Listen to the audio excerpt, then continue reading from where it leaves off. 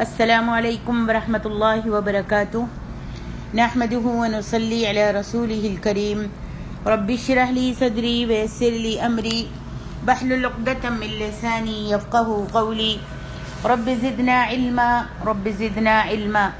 اللهم انا نسألك علما نافعا ورزقا واسعا وقلبا شاکرا ولسانا ذاکرا وعملا متقبلا آمین یا رب العالمین۔ تفسیر سورۃ صاد آیت نمبر 1 سے 20 تک بیان کرنے کی کوشش کروں گی۔ سورۃ صاد مکی ہے اور اس کے 5 رکوع ہیں۔ اعوذ باللہ من الشیطان الرجیم، بسم اللہ الرحمن الرحیم۔ صاد والقرآن ذی الذکر، صاد قسم ہے نصیحت والے قرآن کی۔ صاد حروف مقطعات ہیں اور اس کے معنی اللہ کے سوا کوئی نہیں جانتا۔ والقرآن ذی الذکر، قسم ہے نصیحت والے قرآن کی۔ بل الذین کفروا فی عزت وشقاق، یہ تو لاریب کتاب ہے، بلکہ جن لوگوں نے کفر کیا وہ تکبر اور مخالفت میں پڑے ہیں۔ کم اہلکنا من قبلہم من قرن فنادوا ولا تحین مناص، ہم نے ان سے پہلے کتنی ہی قومیں ہلاک کر دیں تو عذاب آنے پر انہوں نے مدد کو پکارا جبکہ وہ فرار و خلاصی کا وقت نہیں تھا۔ ارشاد باری تعالیٰ ہے والقرآن ذی الذکر، قسم ہے نصیحت والے قرآن کی، یعنی قرآن ایسی باتوں پر مشتمل ہے جس میں بندوں کے لیے نصیحت اور دنیا و آخرت کا نفع ہے۔ ضحاک نے ذی الذکر کے بارے میں کہا ہے کہ یہ اس ارشاد باری تعالیٰ کی طرح ہے، لقد انزلنا الیکم کتابا فیہ ذکرکم، سورۃ الانبیاء، البتہ تحقیق ہم نے تمہاری طرف ایسی کتاب نازل کی ہے جس میں تمہارا ذکر ہے، یعنی جس میں تمہارے لیے نصیحت ہے۔ امام قتادہ کا بھی یہی قول ہے اور ابن جریر نے بھی اسی کو اختیار کیا ہے۔ ابن عباس رضی اللہ عنہما اور کئی ائمہ تفسیر نے کہا ہے کہ ذکر کے معنی ذو شرف، یعنی شان و مقام والے کے ہیں، اور ان دونوں قولوں میں کوئی تضاد نہیں، کیونکہ قرآن شریف ایک ایسی کتاب ہے جو تذکیر، اعذار اور انذار پر مشتمل ہے۔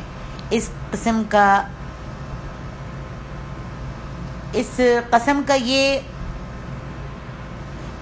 کا جواب یہ ارشاد باری تعالیٰ ہے، ان کل الا کذب الرسل فحق عقاب، سورۃ صاد، اور ان سب نے پیغمبروں کو جھٹلایا تو میرا عذاب ان پر واقع ہوا۔ اور قتادہ کا قول ہے کہ جواب قسم یہ ہے، بل الذین کفروا فی عزت وشقاق، بلکہ جو لوگ کافر ہیں وہ غرور اور مخالفت میں ہیں۔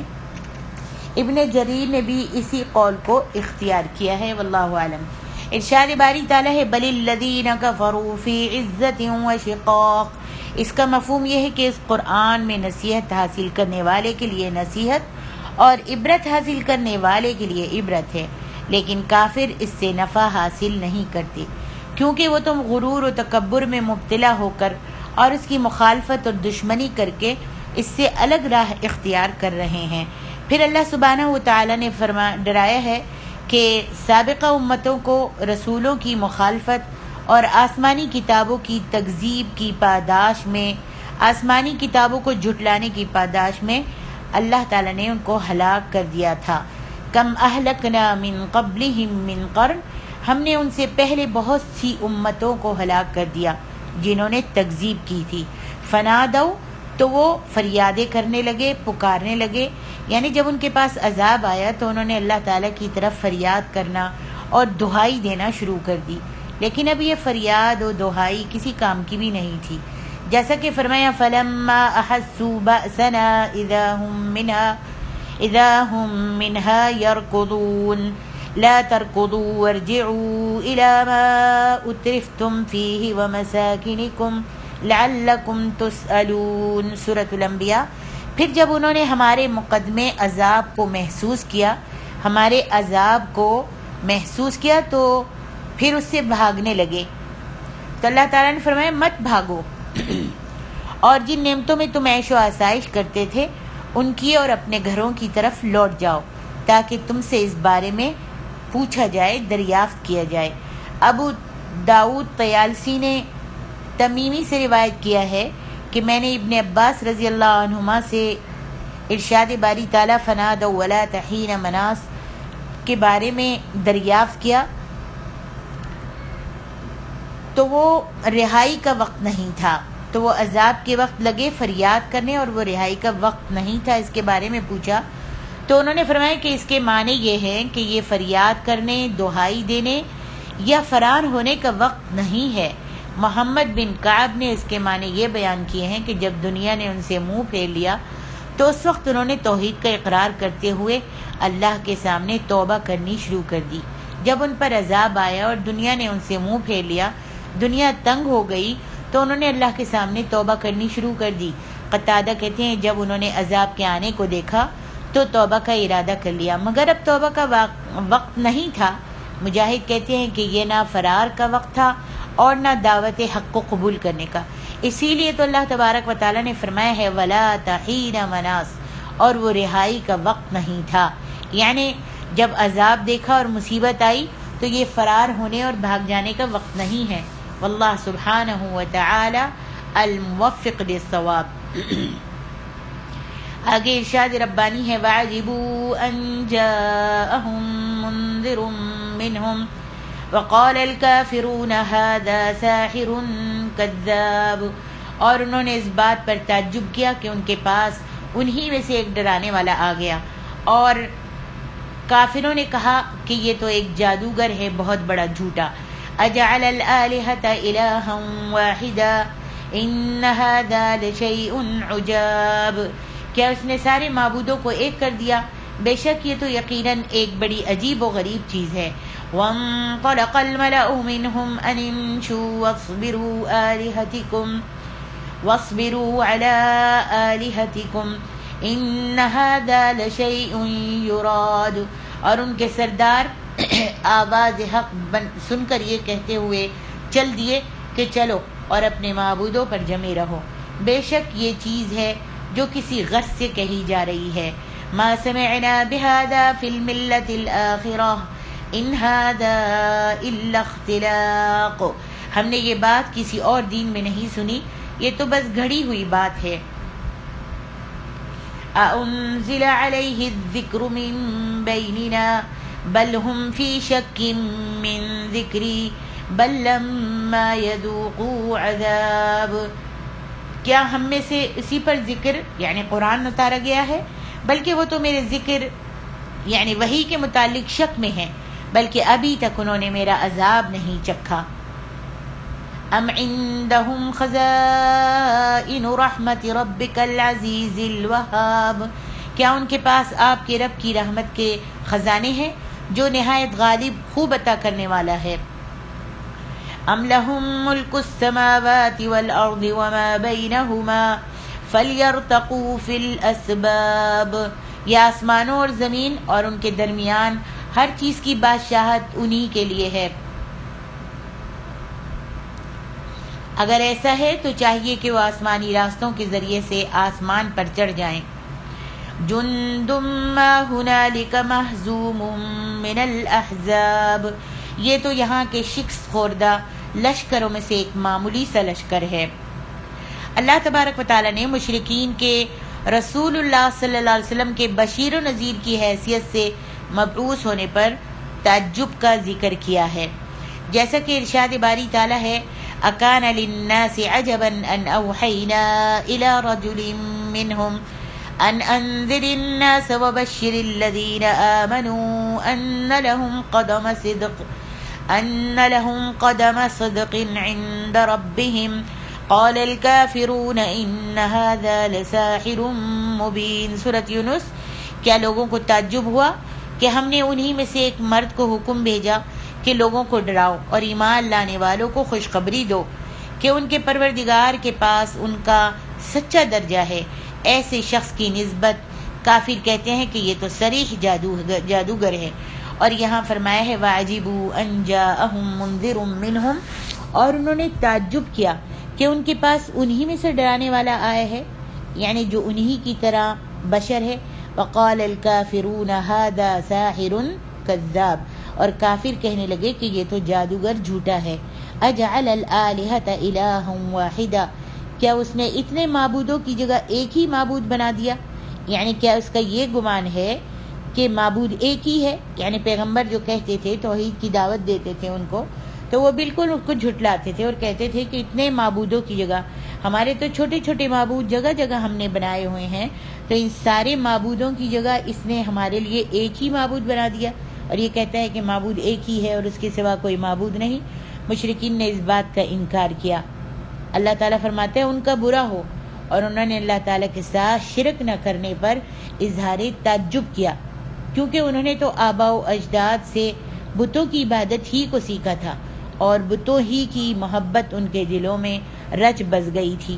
جب نبی صلی اللہ علیہ وسلم نے ان کو دعوت دی کہ اپنے دلوں سے بتوں کی محبت کو نکال دو اور اللہ وحدہ لا شریک لہ کی توحید کو اختیار کر لو، تو انہوں نے اس بات پر بڑے ہی تعجب کا اظہار کرتے ہوئے کہا اجعل الآلہۃ الہا واحدا ان ھذا لشیء عجاب وانطلق الملأ منہم، کیا اس نے اتنے معبودوں کی جگہ ایک ہی معبود بنا دیا؟ یہ تو بڑی عجیب بات ہے۔ اور ان میں سے سردار جو تھے، وہ جب نبی صلی اللہ علیہ وسلم نے سب کو جمع کیا تھا تو سردار جو تھے وہ کھڑے ہو گئے اور چل پڑے، یعنی ان کے سردار، قائدین، رؤساء اور بڑے لوگ یہ کہتے ہوئے نبی علیہ الصلاۃ والسلام سے دور ہونے لگے، چلنے لگے اور کہنے لگے انمشو، چلو چلو، یعنی اپنے دین پر برقرار رہو، وَاصْبِرُوا عَلَىٰ آلِهَتِكُمْ، اور اپنے معبودوں کی پوجا پر قائم رہو۔ آپس میں کہنے لگے کہ اپنے معبودوں کی پوجا پر قائم رہو، اور محمد جو ہے وہ تمہیں جس توحید کی دعوت دیتے ہیں اس کو قبول مت کرو۔ ان ھذا لشیء یراد، بے شک یہ ایسی بات ہے جس کا ارادہ کیا جاتا ہے۔ ابن جریر نے ان آیات کا یہ مفہوم بیان کیا ہے کہ محمد صلی اللہ علیہ وسلم تمہیں جس توحید کی دعوت دیتے ہیں ان سے ان کا مقصد یہ ہے کہ وہ تم پر شرف و فضیلت حاصل کریں اور تم میں سے انہیں پیروکار مل جائیں، مگر ہم ان کی اس بات کو ہرگز قبول نہیں کریں گے۔ وہ چاہتے ہیں کہ ہم یہاں پر بڑے بن جائیں، یعنی کافروں نے یہ سمجھا اور کہا کہ ان کی یہ دعوت توحید دینے کا مقصد محمد کا یہ ہے کہ وہ ہم پر شرف و فضیلت اور بڑے بن جائیں۔ ابو جعفر بن جریر نے ابن عباس رضی اللہ عنہما سے روایت کیا ہے کہ جب ابو طالب بیمار ہوئے تو ان کے پاس قریش کا ایک گروہ آیا جس میں ابو جہل بھی تھا۔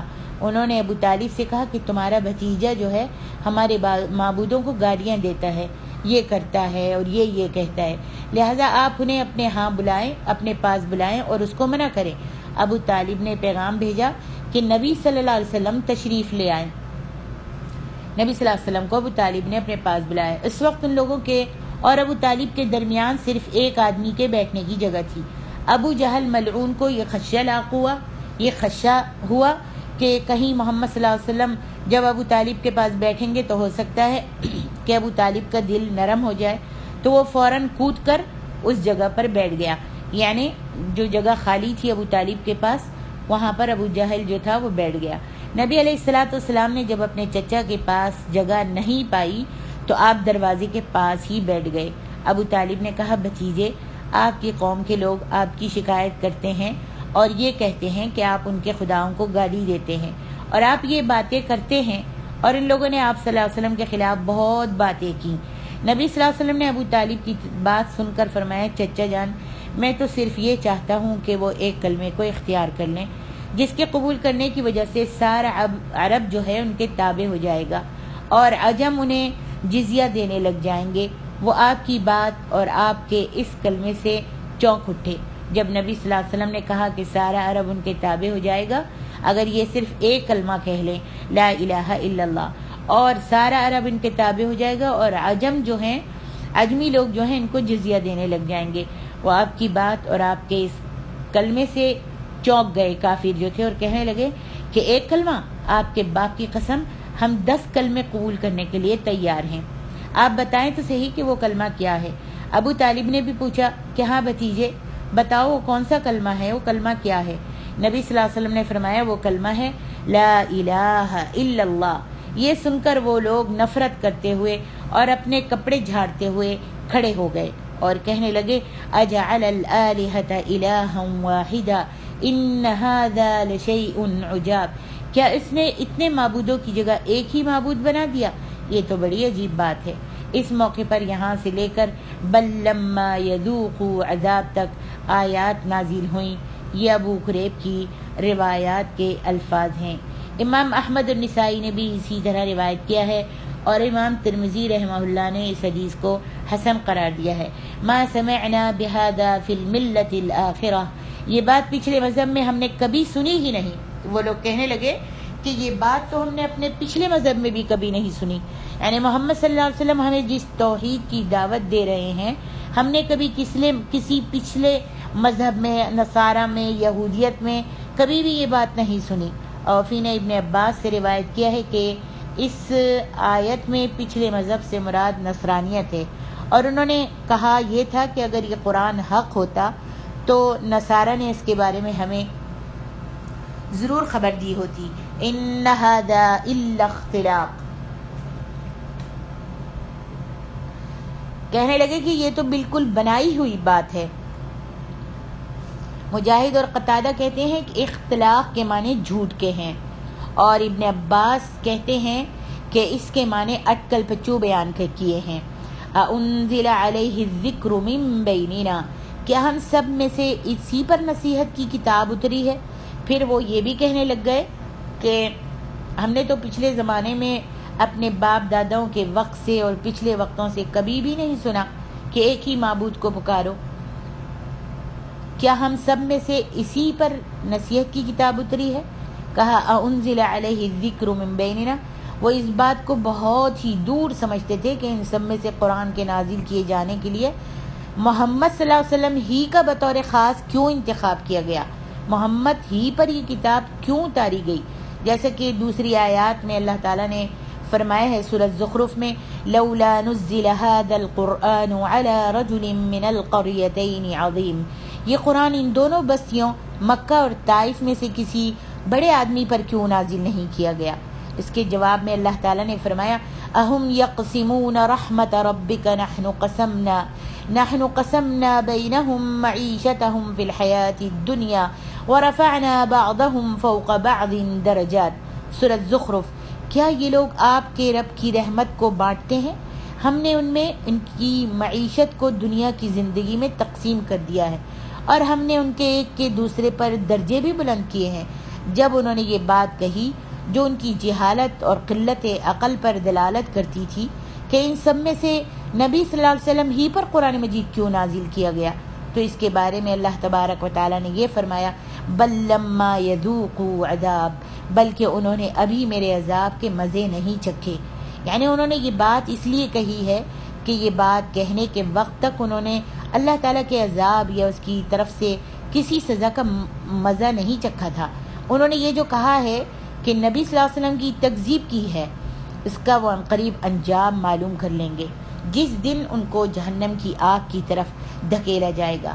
پھر اللہ تبارک و تعالیٰ نے یہ بیان فرمایا ہے کہ وہ اپنے ملک میں تصرف کرنے والا ہے، جو چاہتا ہے کرتا ہے، جس کو جو چاہتا ہے عطا فرما دیتا ہے، جسے چاہتا ہے عزت دیتا ہے اور جسے چاہتا ہے ذلیل کر دیتا ہے، جسے چاہتا ہے ہدایت عطا فرماتا ہے، جسے چاہتا ہے گمراہ کر دیتا ہے، اپنے بندوں میں سے جس کے دل پر چاہے اپنے حکم سے روح القدس کو نازل فرما دیتا ہے، اور جس کے دل پر چاہے مہر لگا دیتا ہے، اور پھر اللہ تعالیٰ کے مہر لگا دینے کے بعد کوئی اسے ہدایت نہیں دے سکتا۔ بندے کسی چیز کے بھی مالک نہیں ہیں، ملک میں انہیں قطعاً کوئی تصرف حاصل نہیں، تصرف تو کجا، وہ تو کھجور کی گٹھلی کے چھلکے کے برابر بھی کسی چیز کے مالک نہیں ہیں۔ اسی لیے اس کی تردید کرتے ہوئے اللہ تعالیٰ نے فرمایا ام عندهم خزائن رحمت ربک العزیز الوہاب، کیا ان کے پاس آپ کے پروردگار کی رحمت کے خزانے ہیں جو نہایت غالب بہت عطا کرنے والا ہے، یعنی وہ اس قدر غالب ہے کہ اس کا تصور تک نہیں کیا جا سکتا، وہ بہت عطا فرمانے والا ہے، جس کو جو چاہتا ہے عطا فرما دیتا ہے۔ اللہ اکبر۔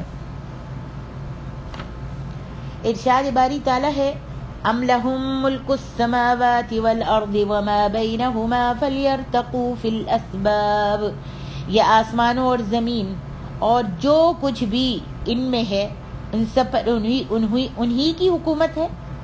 آسمان میں اور زمینوں میں جو بھی کچھ ہے کیا ان سب پر ان کی حکومت ہے؟ تو چاہیے کہ رسیاں تان لیں، آسمان پر چڑھ جائیں، زمین سے لے کر آسمان تک. اللہ کہتا ہے پھر یہ رسیاں تان لیں، رسیاں باندھ لیں اور پھر آسمانوں پر چڑھ جائیں. یعنی اگر انہیں یہ حکومت حاصل ہے تو وہ آسمانوں پر چڑھ کے دکھائیں. ابن عباس رضی اللہ عنہما، مجاہد اور کئی ائمہ تفسیر نے کہا ہے کہ اسباب سے مراد آسمان کے راستے ہیں. اور ضحاک کہتے ہیں کہ اس کے معنی یہ ہے کہ اگر انہیں یہ حکومت حاصل ہے تو وہ 7ویں آسمان تک چڑھ کر دکھائیں. اگر زمین اور آسمان میں ان کی حکومت ہے یا پھر ان کے پاس اللہ کے خزانے ہیں تو پہلے آسمان تک وہ چڑھ کے دکھائیں. اللہ اکبر. پھر فرمایا جند ما ہنالک مہزوم من الاحزاب، یہاں شکست کھائے ہوئے گروہوں میں سے یہ بھی ایک لشکر ہے. یعنی یہ تکذیب کرنے والے گروہ، یہ لوگ جو ہیں تکذیب کرنے والے جو غرور اور مخالفت میں ہیں، یہ ان قریب شکست کھائیں گے، مغلوب ہو جائیں گے اور تباہ اور برباد ہو جائیں گے، جیسا کہ ان سے پہلے تکذیب کرنے والے لشکر جو تھے اللہ تعالیٰ نے تباہ اور برباد کر دیے تھے. ارشاد ربانی ہے کذبت قبلہم قوم نوح وعاد وفرعون ذو الاوتاد، ان سے پہلے قوم نوح اور عاد اور میخوں والے فرعون نے حق کو جھٹلایا. وثمود وقوم لوط واصحاب الایکۃ اولئک الاحزاب، اور قوم سمود اور قوم لوط اور اصحاب ایکہ نے بھی جھٹلایا. باقی یہ بہت بڑے اور طاقتور لشکر تھے. ان کل الا کذب الرسل فحق عقاب، ان میں سے ہر ایک نے رسولوں کو جھٹلایا، لہٰذا ان پر میرا عذاب ثابت ہو گیا. وما ينظر هؤلاء الا صيحة واحدة ما لها من فواق، یہ لوگ تو بس ایک ہولناک چیخ کا انتظار کر رہے ہیں جس میں کوئی وقفہ نہیں ہوگا. وقالوا ربنا عجل لنا قطنا قبل يوم الحساب، اور انہوں نے کہا اے ہمارے رب ہمیں ہمارا عذاب کا حصہ یوم حساب سے پہلے جلدی سے دے دے. اللہ تعالیٰ نے پچھلی قوموں اور انبیاء اور مرسلین کی تکذیب و مخالفت کرنے کی وجہ سے ان پر نازل ہونے والے عذابوں اور سزاؤں کا ذکر فرمایا ہے. جیسا کہ پہلے بھی بہت سے مقامات پر آپ سب ان قوموں کے واقعات کو تفصیل کے ساتھ سن چکی ہیں اور پڑھ چکی ہیں. اولئک الاحزاب، یہی وہ گروہ ہیں جو طاقت و قوت میں بھی تم سے زیادہ تھے اور مال و اولاد بھی تمہاری نسبت ان کی کثیر تھی، لیکن جب اللہ تعالیٰ کی طرف سے عذاب آیا تو ان میں سے کوئی چیز بھی انہیں عذاب الہی سے نہیں بچا سکی. اسی لیے فرمایا ان کل الا کذب الرسل فحق عقاب، ان سب نے پیغمبروں کو جھٹلایا تھا تو میرا عذاب ان پر واقع ہو گیا. بس اللہ تعالیٰ نے اس آیت کریمہ میں انہیں ہلاک کر دینے کا سبب یہ قرار دیا ہے کہ انہوں نے پیغمبروں کی تکذیب کی تھی، لہذا مخاطب لوگوں کو حضرت انبیاء کرام علیہم السلام کی تکذیب سے بہت زیادہ ڈرنا چاہیے. یہاں اللہ تعالیٰ ڈرانا چاہ رہا ہے کہ تم سے پہلے قوموں نے بھی اپنے نبیوں کو جھٹلایا تھا اور ان پر کس طرح عذاب آیا تھا، تو ایسے تم پر بھی عذاب آ سکتا ہے. وما ينظر هؤلاء الا صيحة واحدة ما لها من فواق، اور یہ لوگ تو صرف ایک زور کی آواز کا جس میں کچھ وقفہ نہیں ہوگا انتظار کرتے ہیں. امام مالک رحمہ اللہ نے زید بن اسلم سے روایت کیا ہے کہ اس کے معنی یہ ہے کہ اس میں کوئی وقفہ نہیں ہوگا، یعنی یہ انتظار کر رہے ہیں کہ ان کے پاس قیامت اچانک آ جائے. بس اس کی علامات تو آ گئی ہیں جس کی وجہ سے قیامت بھی بہت قریب ہے. اور اس زور کی آواز سے مراد وہ نفخہ فضا ہے جس کے بارے میں اللہ تعالیٰ اسرافیل کو حکم دے گا کہ وہ اس کو جب سور میں پھونک ماریں گے تو حکم دے گا کہ اس سور کو، اس آواز کو طول دے دو، یعنی لمبا کرتے چلے جاؤ. بہت زیادہ اس میں پھونک ماریں گے. اس کو سن کر آسمانوں اور زمین والوں میں سے ہر ایک پر خوف اور گھبراہٹ کی کیفیت طاری ہو جائے گی، خوف و گھبراہٹ کی کیفیت طاری ہو جائے گی، سوائے اس کے جسے اللہ تعالیٰ نے مستثنا قرار دیا ہے۔ ارشاد باری تعالیٰ ہے وَقَالُوا رَبَّنَا عَجِّل لَّنَا وَقَالُوا رَبَّنَا عَجِّل لَّنَا قِطَّنَا قَبْلَ يَوْمِ الْحِسَابِ، اور کہتے ہیں کہ اے ہمارے پروردگار ہم کو ہمارا حصہ حساب کے دن سے پہلے ہی دے دے۔ اللہ تعالیٰ نے مشرکوں کی اس بات کی تردید فرمائی ہے جو وہ اپنے لیے جلد عذاب کا مطالبہ کر رہے ہیں۔ لفظ قط کے معنی کتاب کے ہیں، اور یہ بھی کہا گیا ہے کہ اس کے معنی حصے کے ہیں۔ ابن عباس، مجاہد اور کئی ائمہ تفسیر نے فرمایا کہ اس کا مفہوم یہ ہے کہ انہوں نے اللہ تعالیٰ سے جلد عذاب مانگا تھا۔ قتادہ نے مزید یہ بھی کہا ہے کہ جیسے انہوں نے یہ کہا تھا اللہم ان کان ھذا ھو الحق من عندک فامطر علینا حجارۃ من السماء او ائتنا بعذاب علیم، سورۃ الانفال۔ انہوں نے کہا تھا کافروں نے کہ اے اللہ اگر یہ قرآن تیری طرف سے برحق ہے تو ہم پر آسمان سے پتھر برسا دے، اس لیے کہ ہم اس کو مان نہیں رہے، تو پتھر برسا دے، کوئی اور تکلیف دینے والا عذاب ہی ہم پر لیا۔ اور یہ بھی کہا گیا ہے کہ انہوں نے اپنے جنت کے حصے کا جلد مطالبہ کیا، بشرط یہ کہ ان کے لیے جنت میں کوئی حصہ موجود ہوتا تاکہ وہ اسے دنیا ہی میں حاصل کر لیں۔ یہ بات انہوں نے جنت اور اس سے متعلق وعدوں کو بعید سمجھتے ہوئے کہی تھی۔ مشرکین نے یہ بات چونکہ استہزاء کے طور پر اور اسے بعید سمجھتے ہوئے کہی تھی، سمجھتے تھے کہ یہ سب مذاق ہے، اور مذاق کے طور پر انہوں نے کہا تھا کہ اللہ جلدی سے تو عذاب لے آ، اور جنت میں جو تو ہم کو حصہ دینے والا ہے تو وہ ہم کو دنیا میں ہی دے دے۔ اور وہ یہ سب کہتے ہوئے یعنی ان کا مقصد صرف یہ بات کرنے سے استہزاء تھا، مذاق تھا، اور وہ بعید سمجھ رہے تھے اس کو۔ اس لیے اللہ تبارک و تعالیٰ نے اپنے نبی صلی اللہ علیہ وسلم کو حکم دیا کہ ان کی طرف سے ایذا رسانیوں پر آپ صبر کا مظاہرہ کریں۔ اللہ اکبر۔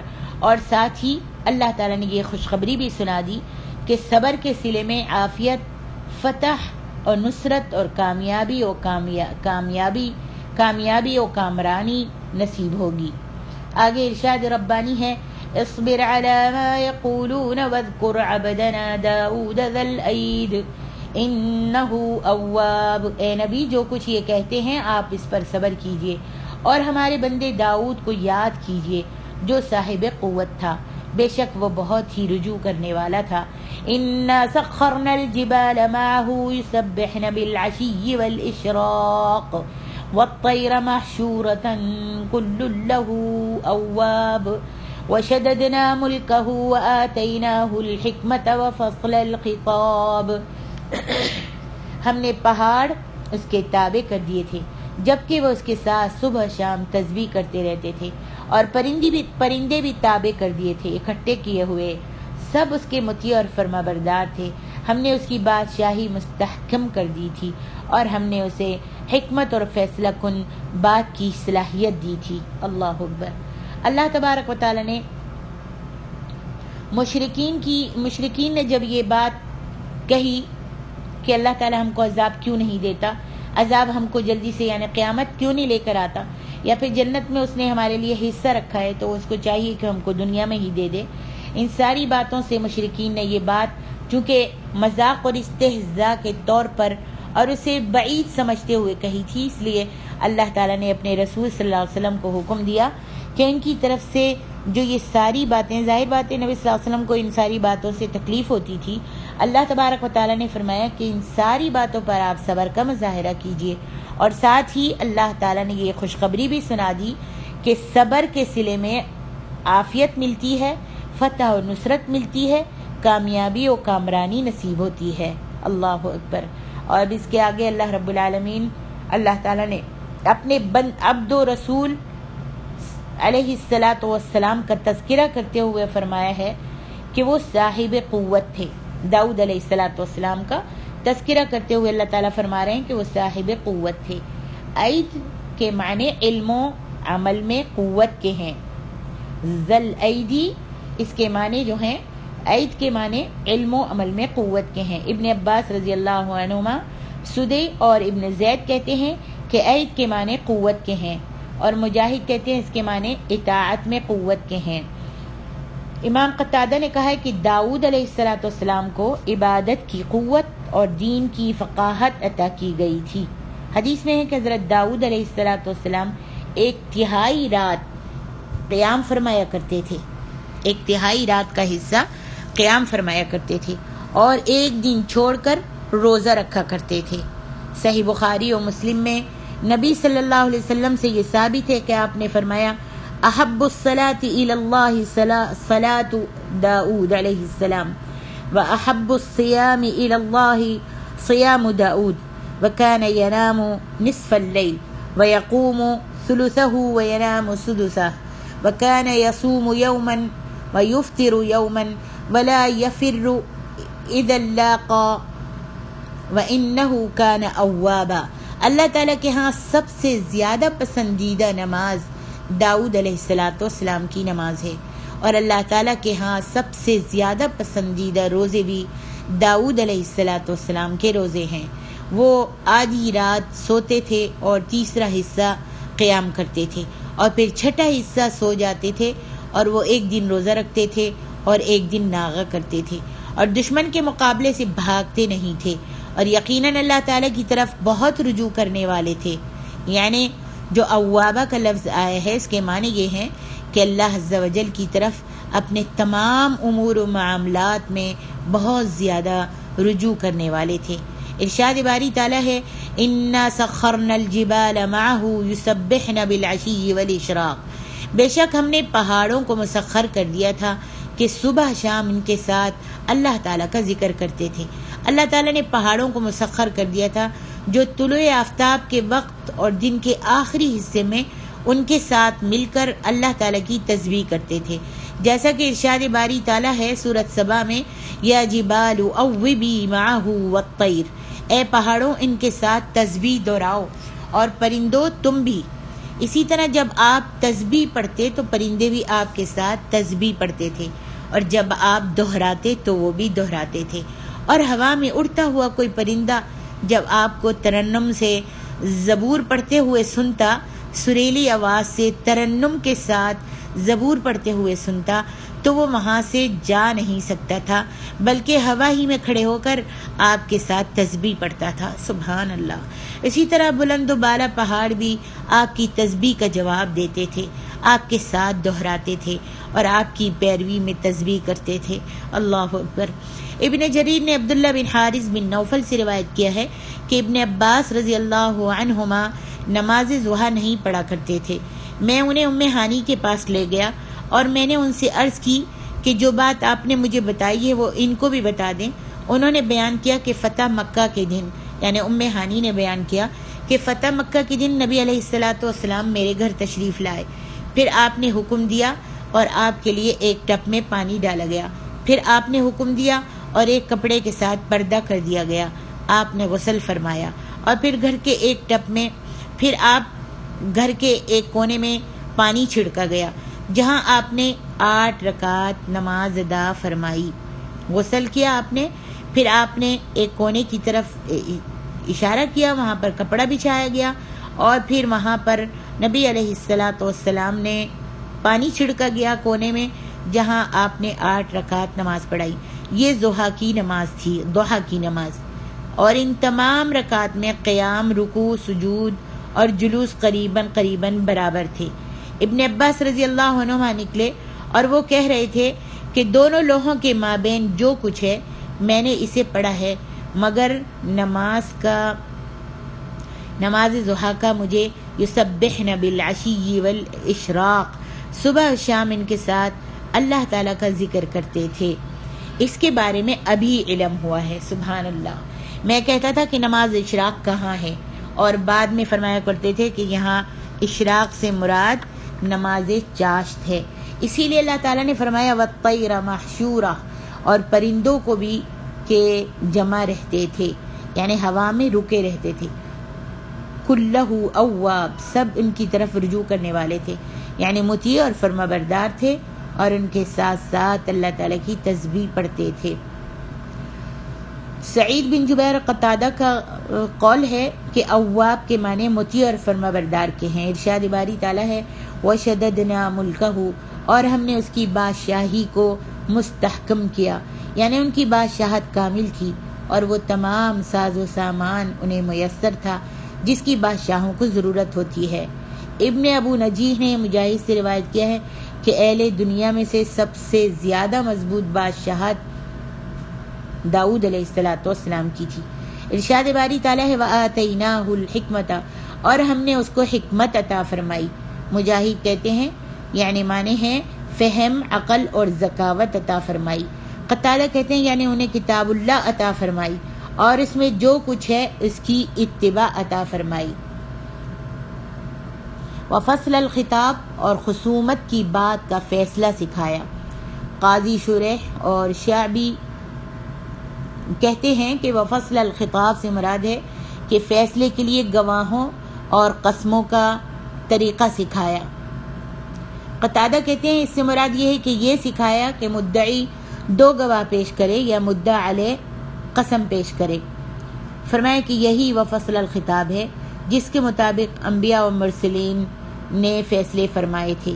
راوی کو شک ہے کہ یہاں انہوں نے انبیاء و مرسلین کے الفاظ استعمال کیے ہیں یا مومن اور صالح لوگوں کے الفاظ۔